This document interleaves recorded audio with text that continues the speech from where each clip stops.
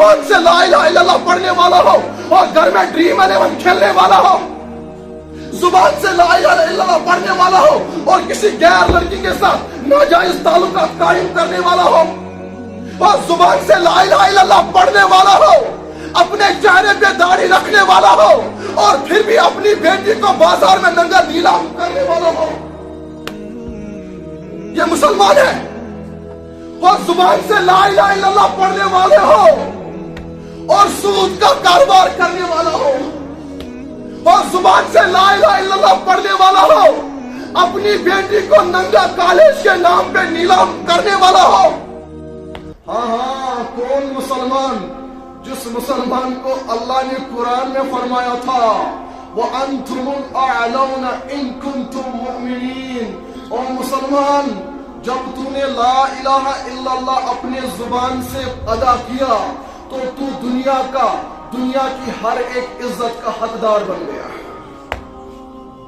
تو اس اللہ کا غلام بن گیا جس اللہ کا تمام راج چلتا ہے، پوری دنیا پہ چلتا ہے، تو اس اللہ کا ماننے والا بن گیا جو اللہ جسے چاہے اسے عزت دیتا ہے، جو اللہ جسے چاہے اسے بے عزت کر دیتا ہے۔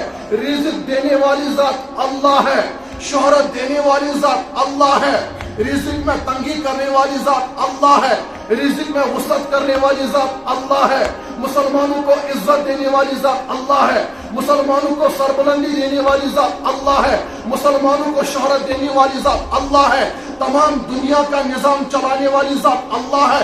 دنیا میں پتہ تک نہیں ہلتا ہے سوائے اللہ کے حکم سے، اللہ کے اذن سے، اللہ کی چاہت سے۔ دنیا کا جو بھی نظام چل رہا ہے، اس تمام نظام کا سپر پاور اگر ہے وہ ایک ہے، اس ایک کا نام ہے اللہ اللہ اللہ۔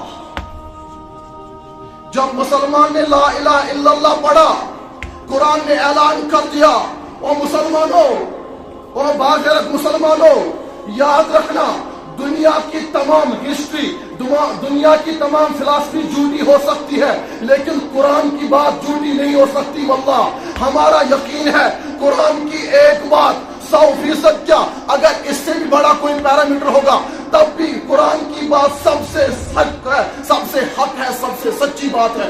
اس قرآن کے مقابلے میں کسی کی بات کو ہم ایمان نہیں لا سکتے۔ ہم نے اس بات پہ ایمان لایا ہے کہ اللہ کا کلام سچا، اللہ سچا، اللہ کا نبی سچا، اللہ کے نبی کی بات سچی ہے۔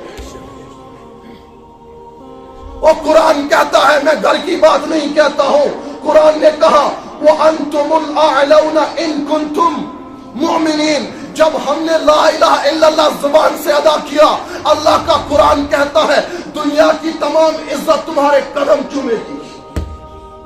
قرآن کہتا ہے یم ساتن مسلمان وقت مسلمان چبنن، قرآن کا وعدہ ہے کہ عزت کا حقدار مسلمان ہوتا ہے۔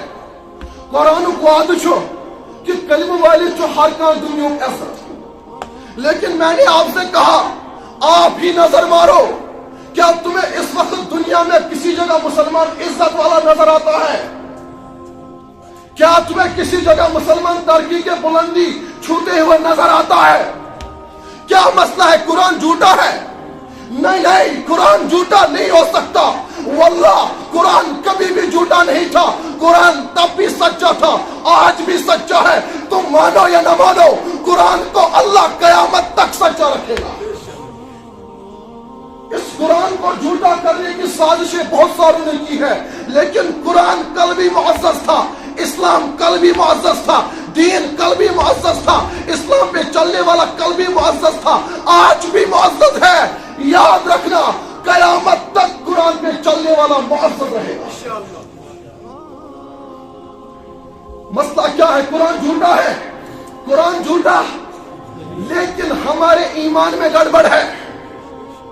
ہمارے ایمان کا دعویٰ ہے کہ ہم سچے مسلمان ہیں، لیکن کیا اس کو مسلمان کہتے ہیں اور زبان سے لا الہ الا اللہ پڑھنے والا ہو اور یہاں چوری کرنے والا ہو، اور زبان سے لا الہ الا اللہ پڑھنے والا ہو کسی غیر محرم لڑکی کی طرف غلط نظر اٹھانے والا ہو، زبان سے لا الہ الا اللہ پڑھنے والا ہو نماز کو نیلام کرنے والا ہو، زبان سے لا الہ الا اللہ پڑھنے والا ہو माँ बाप की बेकदरी करने वाला हो, जुबान से ला इलाहा इल्लल्लाह पढ़ने वाला हो और सुन्नतों का नीलाम करने वाला हो, जुबान से ला इलाहा इल्लल्लाह पढ़ने वाला हो और चरस गांजे का कारोबार करने वाला हो, जुबान से ला इलाहा इल्लल्लाह पढ़ने वाला हो और घर में ड्रीम 11 खेलने वाला हो, जुबान से ला इलाहा इल्लल्लाह पढ़ने वाला हो और किसी गैर लड़की के साथ नाजायज ताल्लुकात कायम करने वाला हो, और जुबान से ला इलाहा इल्लल्लाह पढ़ने वाला हो, अपने चेहरे पे दाढ़ी रखने वाला हो